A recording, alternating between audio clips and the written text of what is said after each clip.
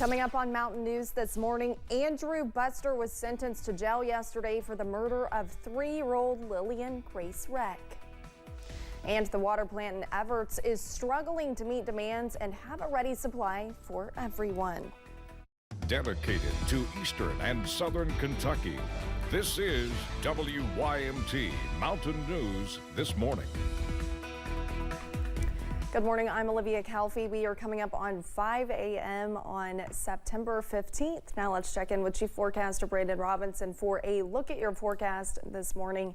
And Brandon, we have a lot to look forward to. I feel like at least today, yesterday was absolutely beautiful. I feel like you couldn't, I don't even know. I was outside, I had on long sleeves, long pants, and I felt great. Exactly. It was beautiful.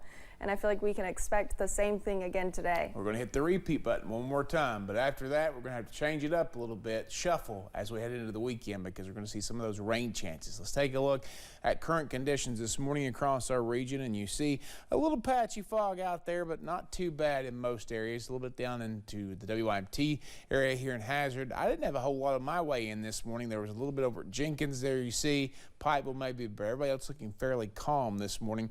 Temperature, as you guessed it, back down in the 40s in Irvin and Clintwood this morning. It was 50 when I left my house this morning. So again, my personal weather station over in Letcher County, 50 here in Hazard, 54 Pikeville, 56 London, 50 in Manchester, and let's see who else we got out there at 50. That's pretty much it. 57 in Moorhead, 60 in Monticello. So a touch warmer in some spots than it was this time yesterday morning, but there's still time.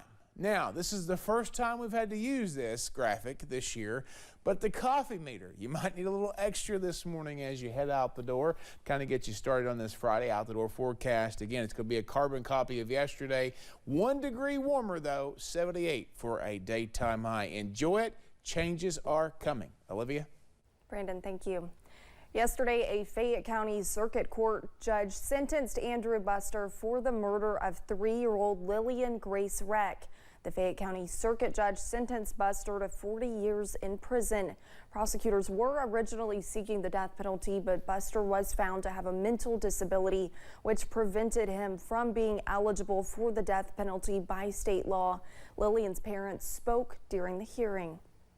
I begged to God, I begged to the Lord so I could forgive what you've done to some extent, but there ain't none. I can't forgive you for that. Lillian had done nothing to no one. She was a 3-year-old innocent child.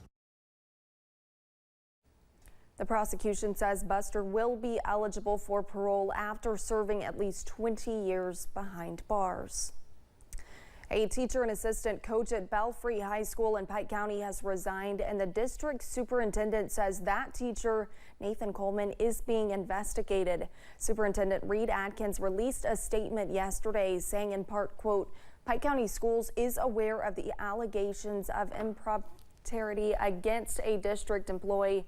Atkins continued saying, quote, due to the nature of the allegations, several state agencies are involved in this matter. Therefore, we are very limited as to what can be discussed, end quote. You can read Atkins' full statement on our website at WYMT.com. The city of Everts is continuing to have issues with its water plant. Chief Water Plant Operator Woodrow Field says the plant needs more renovations and updates. He says they have been having issues with the water supply decreasing. Woodrow says they have been trying to get more funding, but the requests have been denied. The funding that we're trying to receive is from different places that offer grants to municipalities and loans, whatever that we can apply for. AMLER, which is the Abandoned Mine Lands loan program. We've applied for that, and everybody in the county, in Harlan County, were denied that tried to get some of that money here recently. Field says they are struggling with funds. However, he says they have made a lot of progress compared to when they started 2 years ago. Health departments and emergency workers throughout Kentucky came together yesterday offering aid in preventing drug overdoses. More than 300 sites in 13 states took part in Appalachian Save a Life Day, including the Somerset Walmart. Free naloxone, also known as Narcan, was handed out by public health workers and emergency medical workers. Health leaders say having quick and easy access to Narcan is important because of the large number of overdoses they are seeing. If they do not have a pulse or are not breathing, then of course you got to go into the CPR. CPR is a must of any situation of cardiac arrest, whether it's caused by CPR or any other situation. Narcan can be administered before CPR.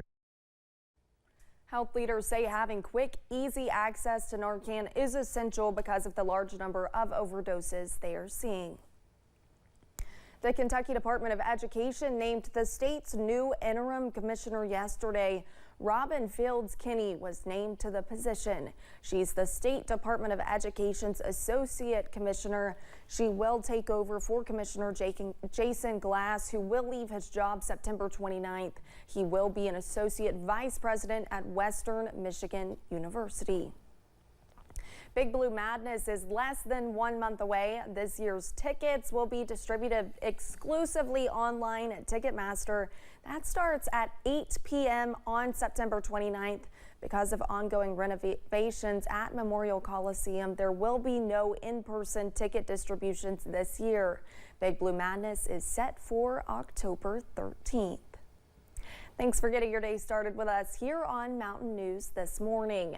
When we return, a new film exposes the horrors happening during Russia's invasion of Ukraine. Actor Sean Penn wants to show the world a part of the war few get to see. Another chilly morning out there, but we're going to see a pretty good warm up later thanks to the sunshine. I'll have the latest forecast in about 3 minutes.